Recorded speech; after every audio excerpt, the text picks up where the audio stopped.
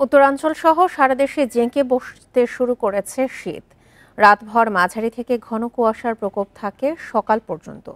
দুর্ভোগ বেড়েছে খেটে খাওয়া নিম্ন আয়ের মানুষের। নীলফামারীতে সন্ধ্যার পর থেকে কুয়াশা পড়তে শুরু করে, অনেকেই খড়কুটা জ্বালিয়ে শীত নিবারণের চেষ্টা চালান।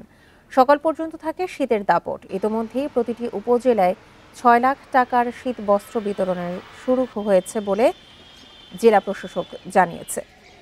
এদিকে ঠাকুরগাঁওয়ে কুয়াশার কারণে সকালেও হেডলাইট জ্বালিয়ে চলে যানবাহন।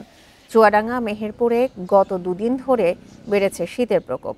ঠান্ডা উপেক্ষা করে মাঠে কাজ করতে দেখা যাচ্ছে কৃষকদের। জেলায় সকাল ৬টায় সর্বনিম্ন তাপমাত্রা রেকর্ড করা হয়েছে ১২.২ ডিগ্রি সেলসিয়াস, যা গতকালের চেয়ে ১.০৫ ডিগ্রি কম।